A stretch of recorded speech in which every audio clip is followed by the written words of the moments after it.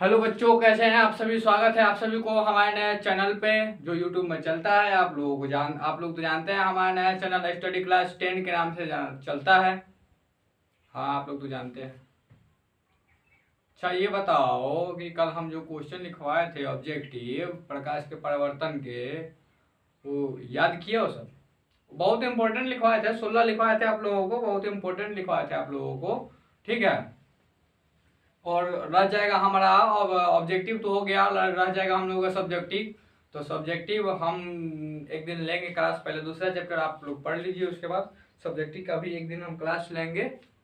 तो उस दिन उसको लिखवा देंगे, ज़्यादा नहीं है सब्जेक्टिव, थोड़ा बहुत है, उसको लिखवा देंगे। तो आज हम लोग क्या पढ़ेंगे बताइए। हम लोगों का चैप्टर फिजिक्स चैप्टर 1 का खत्म हो गया, प्रकाश का परिवर्तन। तो अब हम लोग पढ़ेंगे प्रकाश के अपवर्तन, जो फिजिक्स का दूसरा चैप्टर है। हाँ हाँ बिल्कुल, जो फिजिक्स का दूसरा चैप्टर है उसी को आज हम लोग पढ़ेंगे, जिसका नाम है प्रकाश का अपवर्तन। तो आइए पहले यहाँ पे हम देखते हैं थोड़ा। पता ना यहाँ पे रोज लिख दे रहा है सब ये परमानेंट मार्कर से, वो मिटक ही नहीं रहा अच्छा से। पता ना कौन लिख दे रहा है यहाँ पे। आज हम पढ़ेंगे प्रकाश का अपवर्तन। क्या पढ़ेंगे जी? लेसन नंबर कितना है?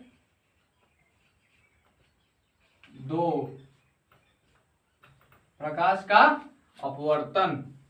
तो उसमें था प्रकाश का परिवर्तन, इसे ये है प्रकाश का अपवर्तन। तो प्रकाश के अपवर्तन में हम लोग पहला टॉपिक पढ़ेंगे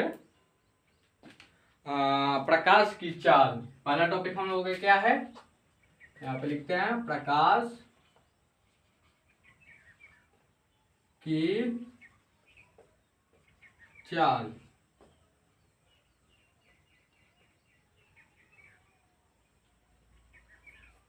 प्रकाश की चाल किसे कहते हैं?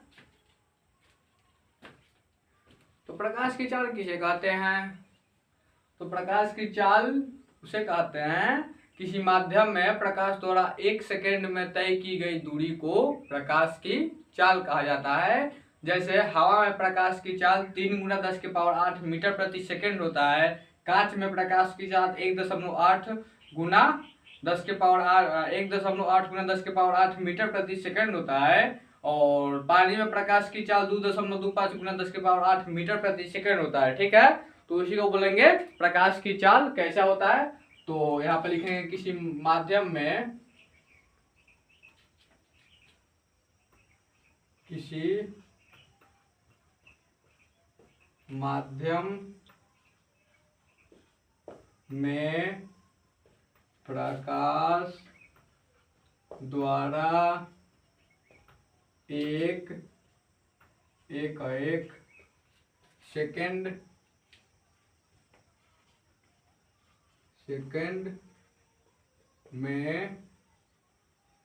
किसी माध्यम में प्रकाश द्वारा 1 सेकेंड में तय की गई दूरी को क्या बोलते हैं? प्रकाश की चाल कहते हैं। क्या बोलते हैं भैया? किसी माध्यम में प्रकाश द्वारा 1 सेकेंड में तय की गई दूरी को प्रकाश की चाल कहते हैं। जैसे अभी बताए हैं आप लोगों को हम, जैसे हवा में प्रकाश की चाल, हवा में प्रकाश की चाल बराबर 3 गुना 10 के पावर 8 मीटर प्रति सेकंड होता है। ठीक है, और पानी में प्रकाश की चाल, पानी में प्रकाश की चाल बराबर 2.25 गुना 10 के पावर 8 मीटर प्रति सेकंड होता है। ठीक है, और कांच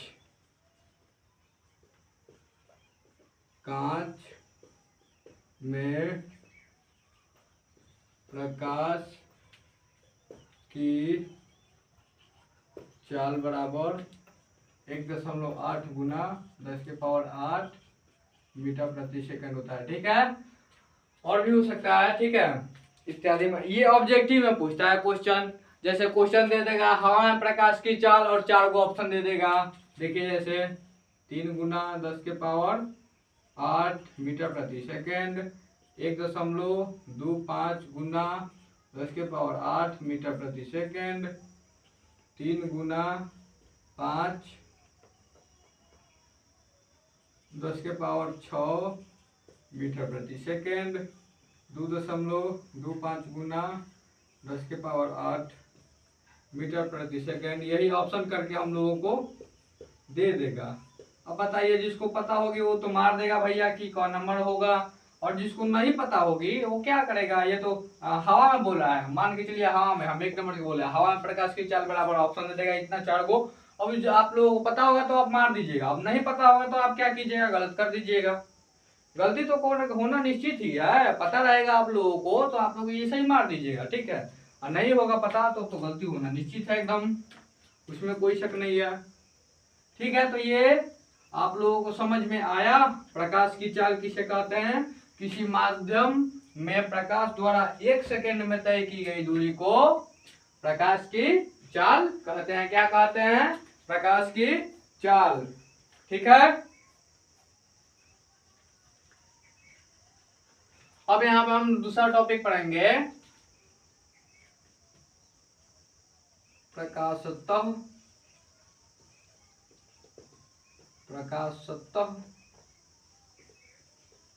सघन माध्यम।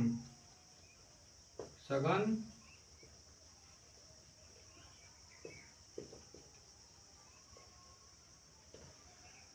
तो प्रकाशतः सघन माध्यम किसे कहते हैं, वो तो हो गया किसी माध्यम में प्रकाश द्वारा 1 सेकंड में तय की गई दूरी को प्रकाश की चाल बोलते हैं। अब प्रकाशतः सघन माध्यम किसे कहता है, वो बताओ किसे कहता है, बता सकता है, बताओ जल्दी, बता सकता है प्रकाशतः सघन माध्यम किसे कहते हैं। तो यहां पे लिखेंगे जिस माध्यम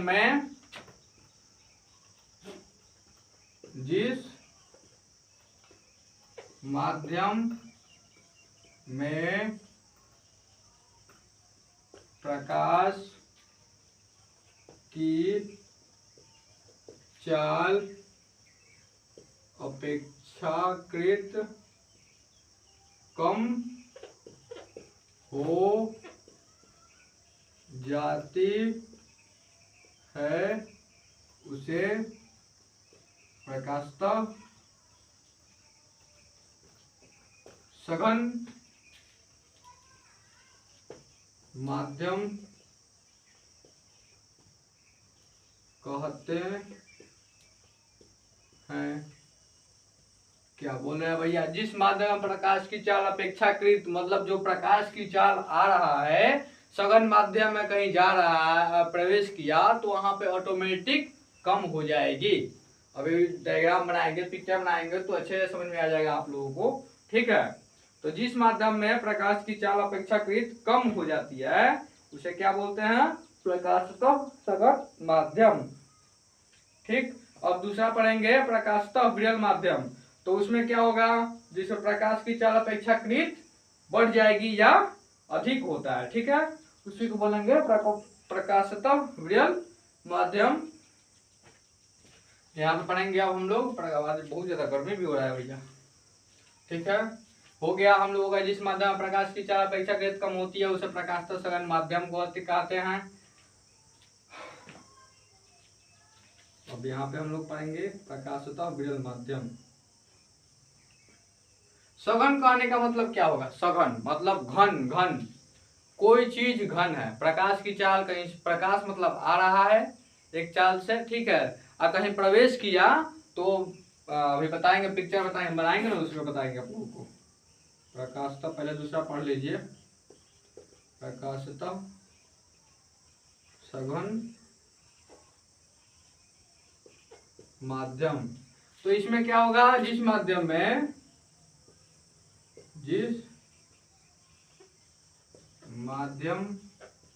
में प्रकाश की चाल अपेक्षाकृत अधिक हो जाती है उसे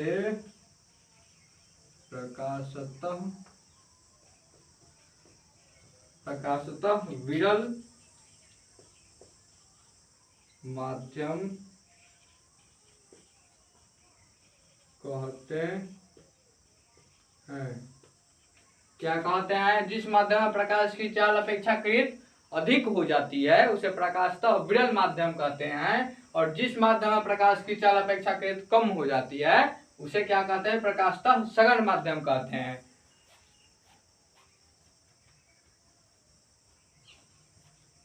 ठीक है, यहाँ पे समझो सब, पहले लिख लो सब, उसके बाद हम डायग्राम बनाएंगे, उसके बाद आप लोगों को अच्छे से समझ में आ जाएगी। पहले आप लोग इसको जल्दी से नोट कीजिए।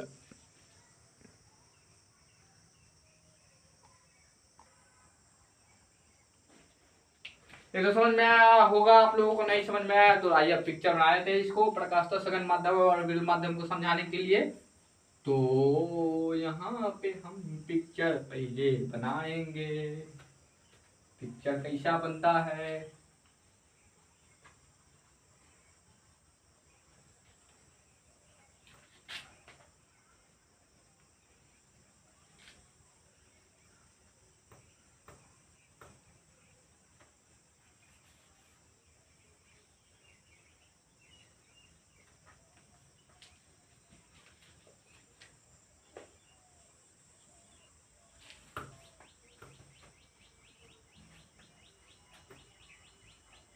हो गया। अब आइए इसका पिक्चर हम बनाते हैं यहाँ पे।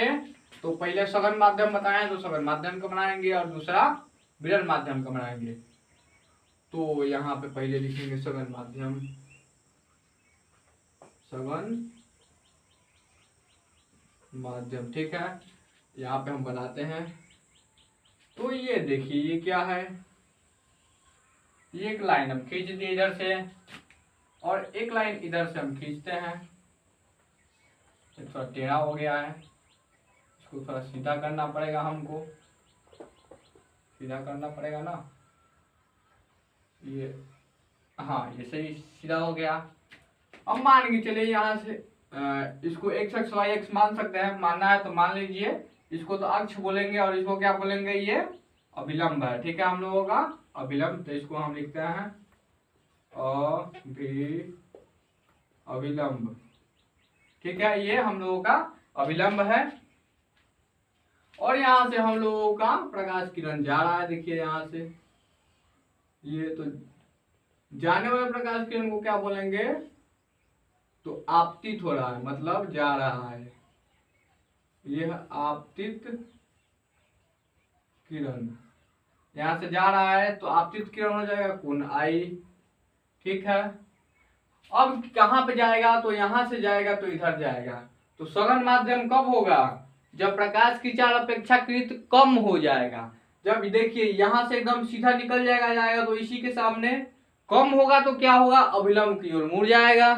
कम होगा तो अभिलंब की ओर मुड़ेगा, और अधिक होगा तो अभिलंब से दूर मुड़ेगा, मतलब x अक्ष पर मिलेगा, मुड़ेगा ना भैया। मतलब प्रकाश की चाल जो यहाँ से जा रहा है, प्रकाश ये आपतित हो रहा है, तो इधर निकालते हैं हम। देखो जैसे इसको पार के देखते हैं, देखो सीधा निकल जाएगा ना, तो सीधा निकल जाएगा तो इसमें कोई माध्यम में परिवर्तन हुआ ही नहीं, कोई परिवर्तन ही नहीं है, सीधा चला गया। अब यही देखो ये थोड़ा सा घूम जाएगा हम लोगों का, ये थोड़ा सा इधर की तरफ घूम जाएगा, इधर की तरफ, इधर की तरफ, यहाँ से जाकर के इधर हो गया। तो ये हम लोगों का क्या हो जाएगा? ये हम लोगों का आपतित किरण हो जाएगा ना, अपवर्तित किरण हो जाएगा, अपवर्तित किरण। ठीक है, इसको अपवर्तित किरण बोलेंगे। तो ये अभिलंब की ओर मुड़ गया। देखो अभिलंब, देखो सीधा जा रहा था, अब ये सघन में गया है, सघन माध्यम में, तो अभिलंब की ओर मुड़ गया। अभिलंब की ओर मुड़ गया तो इसी को हम सघन माध्यम बोलेंगे। ठीक है, और जो अभिलंब से दूर मुड़ जाएगा वो सीधे जा रहा है मान के चलो, और अभिलंब की ओर नहीं मुड़ा, इधर मुड़ गया, दूर मुड़ गया, अभिलंब की दूर, मतलब जिसमें कम होगा, प्रकाश की चाल अपेक्षाकृत कम हो जाएगा, यहाँ पे जाएगा बहुत स्पीड से जाएगा, ठीक है। और जब प्रकाश में सघन माध्यम मतलब घन वस्तु में कहीं घुसेगा तो वो ऑटोमेटिक अपना प्रकाश की चाल अपना रास्ता बदल देगा तो ये कम हो जाएगा, कम हो या धीरे धीरे जाएगा। मान के चलो 10 के स्पीड से जा रहा है, सघन माध्यम में घूम गया तो 5 हो गया, 5 के स्पीड से जाने लगा, 5 के स्पीड से जा रहा है तो थोड़ा घूमेगा ना भाई, अविलंब की ओर मुड़ेगा, ठीक है। तो यही हो गया हम लोगों का सघन माध्यम, ठीक है। अब इस यहाँ पर हम बनाते हैं विरल माध्यम। दूसरा क्या है, विरल माध्यम। तो विरल माध्यम में जैसे इसी का उल्टा हो जाता है, यहाँ पे हम अविलंब मान लेते हैं और ये हम लोगों का ये अक्ष हो गया, ठीक है। यहाँ से किरण आपतित हो रहा है ना, ये हो गया आपतित किरण आपतित हो रहा है, यहाँ से जा रहा है, और यहाँ ये सीधे ना जा करके क्या किया कि ये अपने अक्ष पर ना जा करके ये थोड़ा घूम गया इधर नीचे की तरफ, यहाँ से देखो ये सीधे ना जा करके थोड़ा सा ये नीचे की तरफ घूम गया, ज्यादा नीचा हो गया, ज्यादा नीचा नहीं, थोड़ा हाँ इसी के जैसा घूम गया। तो इसको तो भैया हम अभी अभिलंब बोलेंगे, अभिलंब बोलेंगे, ये जो लाइन है इसको, ठीक है। ये हो गया हम लोग का आपतित किरण और ये हो गया हम लोगों का अपवर्तित किरण, अपवर्तित किरण, ये हो गया हम लोगों का अपवर्तित किरण। अब देखो ये यहाँ से जा रहा है और ये अपने सीधा नहीं गया, ये क्या हुआ नीचे घूम गया, तो ये हम लोगों का हो जाएगा विरल माध्यम।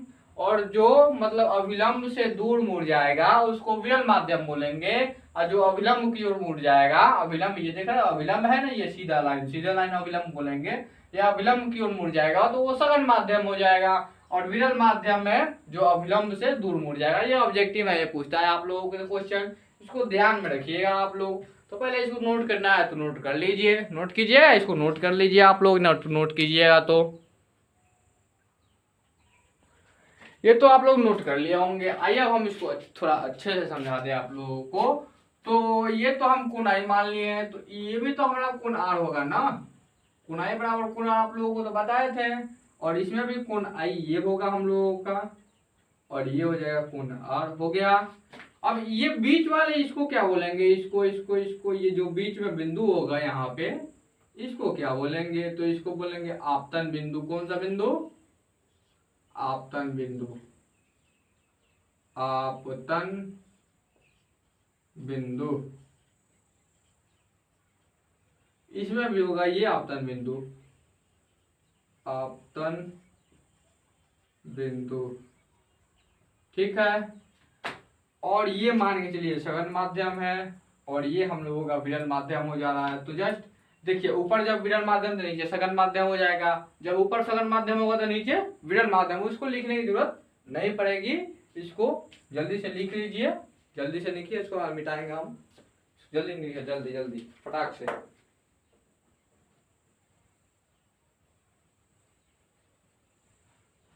बस वही दो को लिखना है, ज्यादा नहीं, एक लिखना है।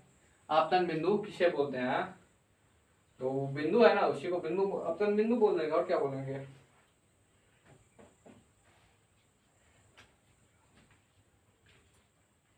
हो गया, चलिए ठीक है, बहुत बढ़िया, समझ में तो आ गया होगा आप लोगों को। पूछ देंगे हम अविलंब की ओर मुड़ेगी तो कौन सा माध्यम होगा, अविलंब से दूर मुड़ेगी तो कौन सा माध्यम होगा। अब हम लोगों को तीन गो टॉपिक हो गया, अब हम लोगों को चौथा टॉपिक पढ़ना है। हम लोगों को क्या पढ़ना है, प्रकाश के यका अपवर्तन, अपवर्तन, प्रकाश का अपवर्तन किसे कहते हैं। तो सुन लीजिए, जब कोई प्रकाश किरण एक माध्यम से दूसरे माध्यम मतलब सघन माध्यम से विरल माध्यम में जाती है, तब अपने रास्ते से जो जाती है थोड़ा सा विचलित हो जाते हैं, मतलब सघन की ओर घूम जाती है, नहीं तो विरल माध्यम की ओर घूम जाती है, तब उसे ही प्रकाश का अपवर्तन कहते हैं। किसे कहते हैं? जब कोई प्रकाश किरण सघन माध्यम से विरल माध्यम, मतलब एक माध्यम से दूसरे माध्यम में जाती है, तब वो अपने रास्ते से थोड़ा विचलित हो जाती है, उसे ही प्रकाश के अपवर्तन कहते हैं। तो यहाँ पर हम लिखेंगे जब कोई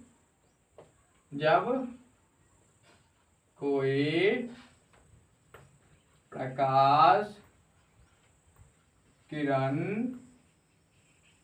एक माध्यम से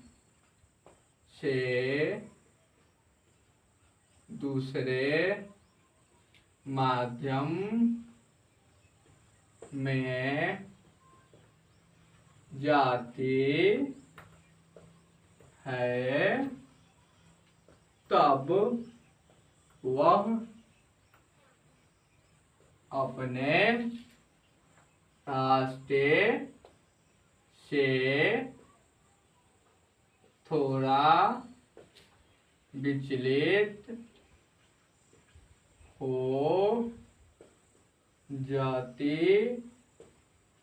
है, उसे प्रकाश का अपवर्तन कहते हैं। क्या बोलते हैं भैया? प्रकाश का अपवर्तन, जब कोई प्रकाश किरण एक माध्यम से दूसरे माध्यम में जाती है, तब वो अपने रास्ते से थोड़ा विचलित हो जाती है, उसे ही प्रकाश का अपवर्तन कहते हैं। जैसे अभी हम जो पिक्चर बनाए थे यहाँ पे डायग्राम, आपतन बिंदु से आपतित किरण हो रही है, अपवर्तित हो जा रही है, तो विरल माध्यम में जा रही है, सघन माध्यम में जा रही है, उसी को बोलेंगे प्रकाश का अपवर्तन। किसे बोलेंगे? प्रकाश का। अब प्रकाश के अपवर्तन के कितने नियम है? जैसे जैसे प्रकाश के परिवर्तन में पढ़ा थे पहला चैप्टर में, प्रकाश के परिवर्तन के नियम कितने नियम है? तो 2 नियम है। तो इसमें भी हम लोगों का 2 नियम है, ठीक है। तो इसमें भी हम लोग तो पहले यहाँ पे 5वां टॉपिक लिखेंगे, प्रकाश के अपवर्तन के नियम। प्रकाश के अपवर्तन के नियम। तो यहाँ पे हम लोगों का हो जाएगा प्रकाश के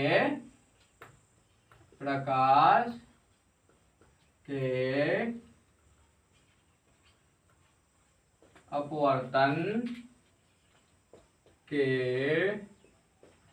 2 नियम है। कितने नियम है? 2 नियम है। जैसे उसमें पढ़े थे वैसे ही यहाँ पे भी होगा। तो पहला होगा हम लोगों को आपतित किरण। हाँ, आपतित किरण, आपका उसमें क्या बोले थे? आपतित किरण परावर्तित किरण तथा आपतन बिंदु पर खींचा गया अविलंब एक ही तल में होता है, और इसमें होगा आपतित किरण और क्या? आपतित किरण, अपवर्तित किरण तथा आपतन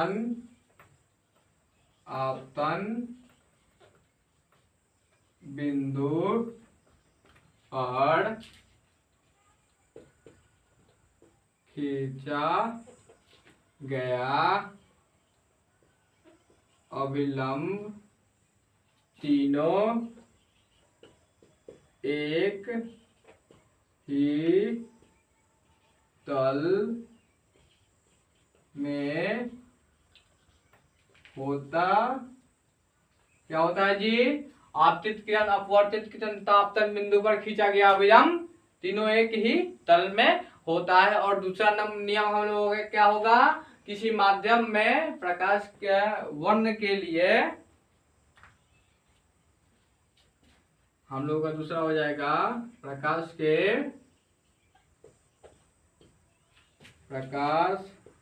के किसी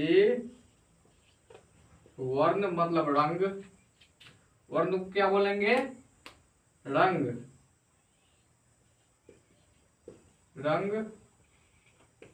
के लिए आपतन कोण की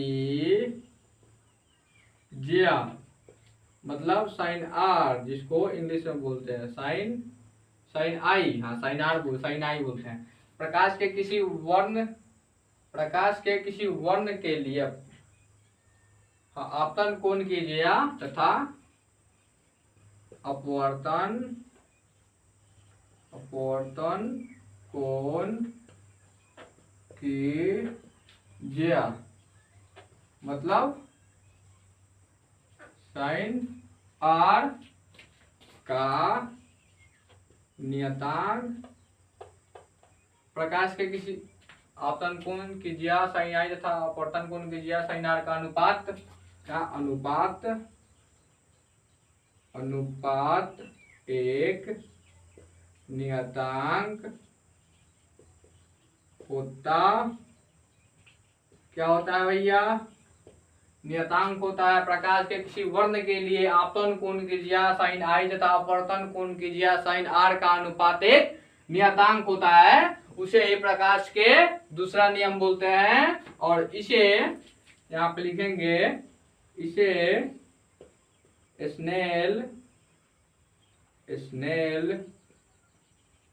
के नियम भी कहते, क्या बोलते हैं? इस पे क्वेश्चन बनेगा कि स्नेल के नियम किसे कहते हैं। तो ये प्रकाश के अपवर्तन के दूसरे नियम को ही स्नेल के नियम कहा जाता है। तो इसे स्नेल के नियम भी कहा जाता है। यही हम लिखे हैं यहाँ पे। इसको आप लोग नोट में लिखिएगा, नोट में इसे स्नेल के नियम भी कहा जाता है। प्रकाश के किसी वर्ण के लिए एक आपतन कोण की ज्या तथा अपवर्तन कोण की ज्या का अनुपात एक नियतांक होता है। उसे ही प्रकाश के दूसरे नियम कहते हैं, अपवर्तन के दूसरे नियम कहते हैं। और इसे स्नेल के नियम भी कहा जाता है। तो इसको नोट कीजिए, पहले एक बार समझाएंगे, उसके बाद फिर से दूसरा टॉपिक पे हम लोग चलेंगे। हमको लगता है ये आप लोग नोट कर लिए होंगे। अब इसका दूसरा नियम भी थोड़ा हम लोग जान लें। स्नेल के नियम लिख ही देते हैं, नहीं तो कल पूछेंगे आप लोगों से तो बोलिए ऐसा नहीं लिखवाएं, इसलिए हम लिख देते हैं भैया, क्या करें।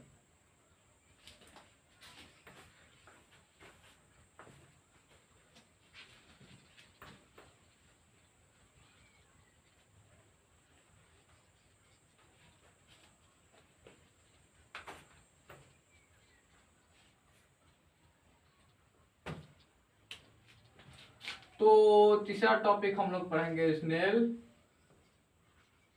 के नियम। तो यहाँ पे अभी बताए थे प्रकाश के अपवर्तन के दूसरे नियम को स्नेल का नियम कहा जाता है। तो उसको लिख देते हैं हम, प्रकाश के किसी विशेष नहीं लिखे तो उसमें लिख लीजिएगा विशेष वर्ण मतलब रंग लिखे तो उसमें वर्ण के लिए ना, ऊपर हम लिख दिए था, अच्छा से नहीं हो रहा। प्रकाश के किसी विशेष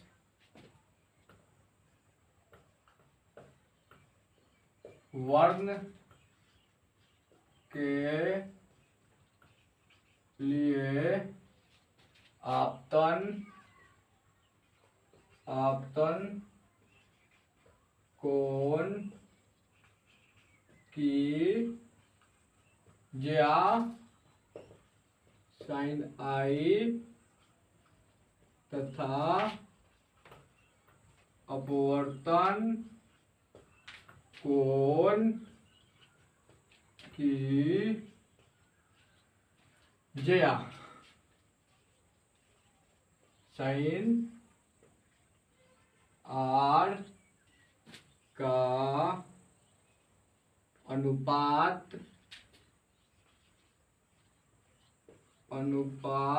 एक नियतांक तक होता है। क्या होता है? प्रकाश के किसी विशेष वर्ण के लिए आपतन कोण कीजिए साइन आई तथा अपवर्तन कोण कीजिए साइन आर का अनुपात एक नियतांक होता है। हो गया। स्नेल के नियम किसे कहते हैं? हो जाएगा। समझ में आ रहा है ना? स्नेल के नियम किसे कहते हैं? लिख लीजिएगा ना आप सब, उसी को लिख लीजिएगा। इसको लिखने की क्या जरूरत है, लिखिएगा इसको फिर से। तो इसका फॉर्मूला भी लिख लीजिए स्नेल के नियम से। स्नेल के नियम से, स्नेल के नियम से क्या होगा?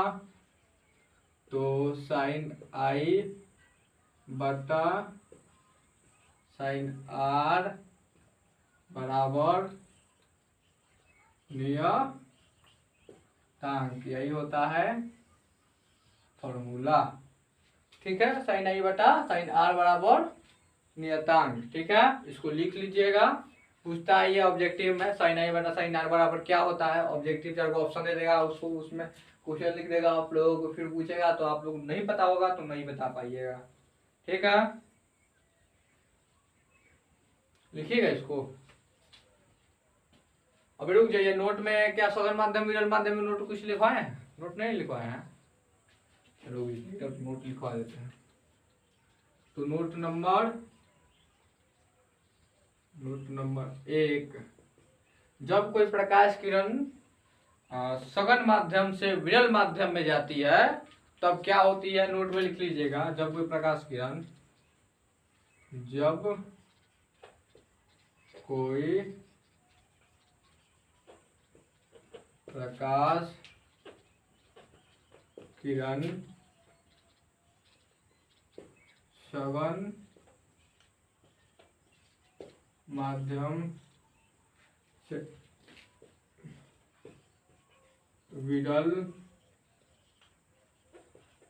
माध्यम में जाती है तब वह कैसे जाएगी? सघन माध्यम से विरल माध्यम में जाएगी तो क्या होगा?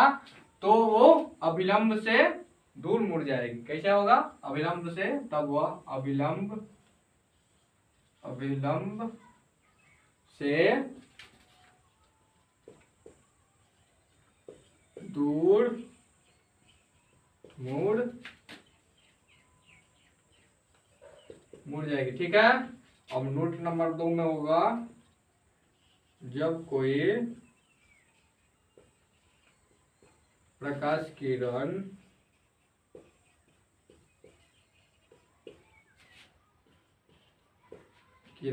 विरल माध्यम से सघन माध्यम में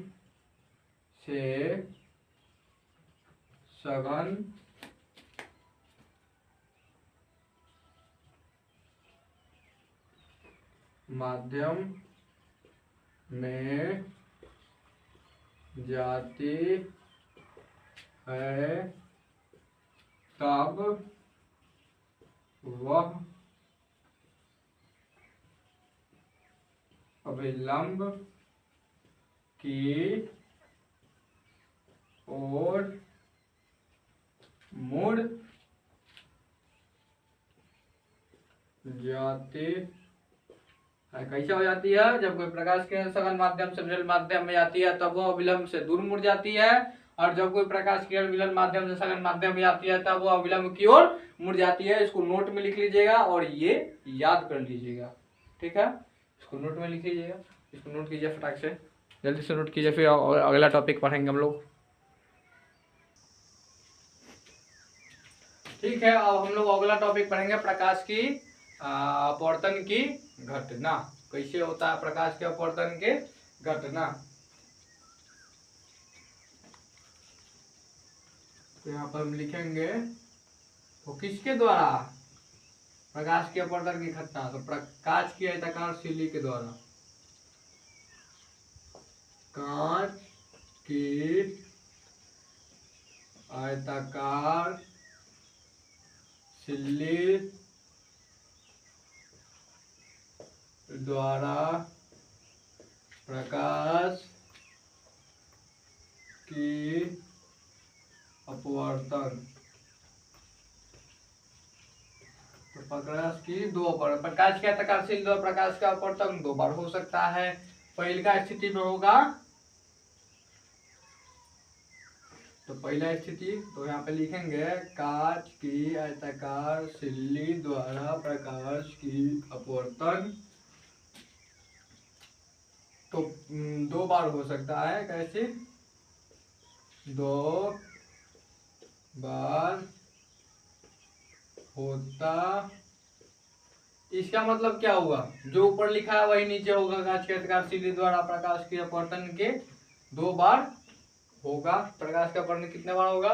दो बार होता है। ठीक है, तो पहला स्थिति में होगा जब प्रकाश किरण हवा से कांच में प्रवेश करेगा। जो हवा है उससे कांच में प्रवेश करेगा। तो अभी चित्र बनाएंगे तो सब ध्यान देंगे आप लोगों को। तो पहले लिखते हैं जब प्रकाश किरण हवा से कांच में प्रवेश करेगा तो वह, जब हवा से कांच की ओर प्रवेश करेगा तब वह क्या होगा? तो अभिलंब की ओर मुड़ जाएगा। कैसा? अभिलंब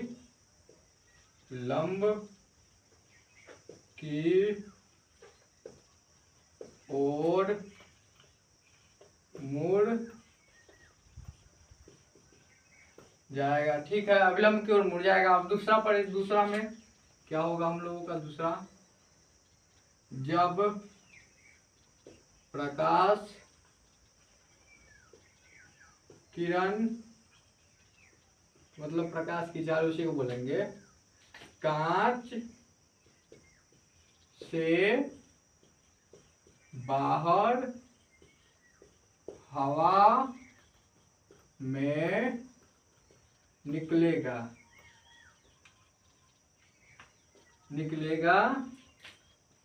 तो वह अभिलंब से दूर मुड़ जाएगा। क्या हो जाएगा? तो अभिलंब से दूर मुड़ जाएगा। यही ना होगा? जब प्रकाश कांच के आयताकार सिल्ली द्वारा प्रकाश के अपवर्तन की घटना, तो प्रकाश के अपवर्तन के दो बार हो सकता है। पहली का स्थिति में होगा जब प्रकाश किरण हवा से कांच में प्रवेश करेगा तो वह अभिलंब की ओर मुड़ जाएगा। मतलब विरल माध्यम से सघन माध्यम में प्रवेश करेगा तो अभिलंब की ओर मुड़ जाएगा। ठीक है, इसका कहने का मतलब यही है। और जब प्रकाश किरण कांच से बाहर, मतलब कांच से बाहर फिर निकलेगा तो वो फिर अभिलंब की ओर, अभिलंब से दूर मुड़ जाएगा। हो जाएगा। अभी कांच यहाँ पे बना दें कि एक और लिखवा डिफिनेशन, उसके बाद बनाएंगे क्योंकि उसको भी लिखवाना है। बताइए।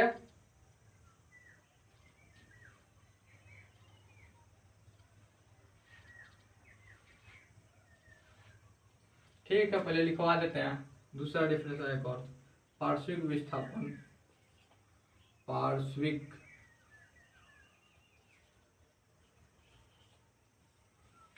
विस्थापन। उसके बाद चित्र बनाएंगे कांच के आयताकार सिल्ली द्वारा। यहाँ पे लिखेंगे कांच की, इसी से रिलेटिव है, आयताकार सिल्ली द्वारा, कांच के आयताकार सिल्ली द्वारा प्रकाश की अपवर्तन की घटना में प्रकाश की अपवर्तन के घटना में, मतलब इसी घटना में निर्गत किरण तथा अपवर्तित किरण, अपवर्तित किरण तथा निर्गत किरण के बीच की लंबविक कौन सी दूरी? तो लंबविक दूरी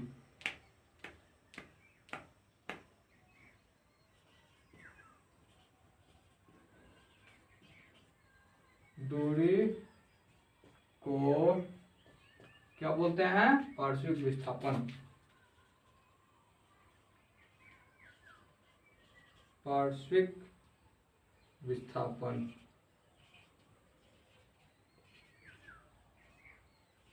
कहते हैं। ठीक है। कांच के अंडाकार झिल्ली द्वारा प्रकाश के अपवर्तन की घटना में आपतित किरण तथा निर्गत किरण के बीच की लंबविक दूरी को पार्श्विक विस्थापन कहते हैं। कौन सा विस्थापन? पार्श्विक विस्थापन। और इसको आप नोट कर लीजिए, उसके बाद हम चित्र बनाएंगे, उसमें इसको भी और इसको भी दोनों को समझा देंगे। ठीक है, इसलिए उसको भी लिखे हैं, नहीं तो चित्र पहले बना देते हैं।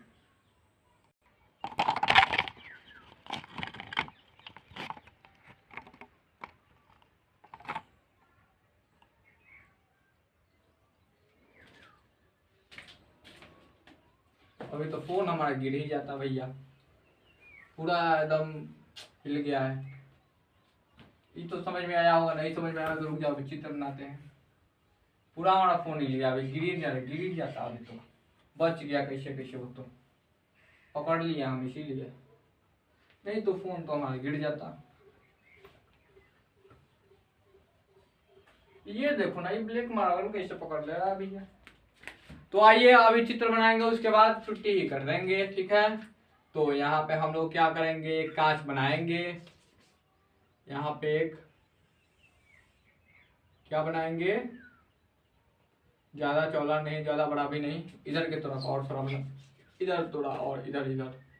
ठीक है, यहाँ से एक कांच की सिल्ली हम बना दिए। ये कौन सा सिल्ली है?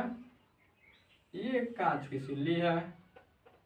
ठीक है, इधर हम लोगों का हवा है, इधर भी हवा है, इधर भी हवा है, और ऊपर भी हम लोगों का हवा है। चारों तरफ हवा है। और ये हम लोगों का कांच हो गया, यहाँ पे लिखते हैं कांच। ठीक है, अब यहाँ से एक अभिलंब खींचेंगे हम। यहाँ से देखिए, यहाँ से इतना बड़ा अभिलंब खींच दिए, ये अभिलंब हो जाएगा। और एक और यहाँ से ऊपर से हम अभिलंब खींचते हैं, यहाँ पे, यहाँ से। ठीक है, ये हम लोगों का एक और अभिलंब हो गया, दो अभिलंब हो गया हम लोगों का। ठीक है, और यहाँ से हम लोगों का किरण कौन से जाता है जी? आपतित जाता है ना? कौन से जाते हैं? आपतित किरण, जिसको कोण आई बोलते हैं।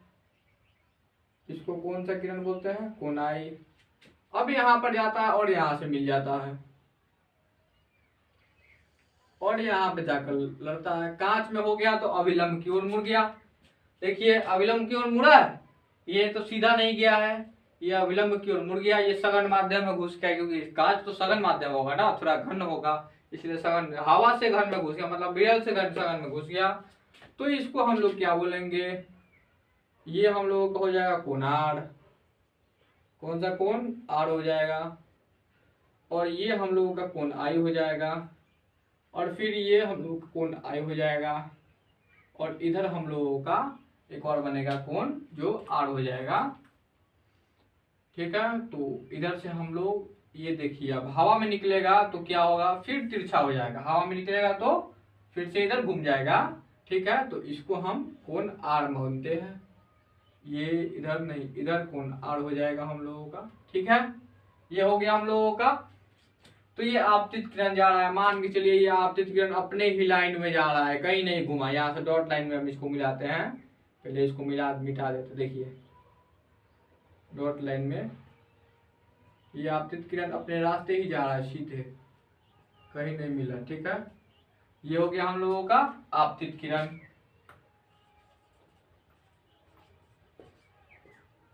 आपतित किरण, ठीक है।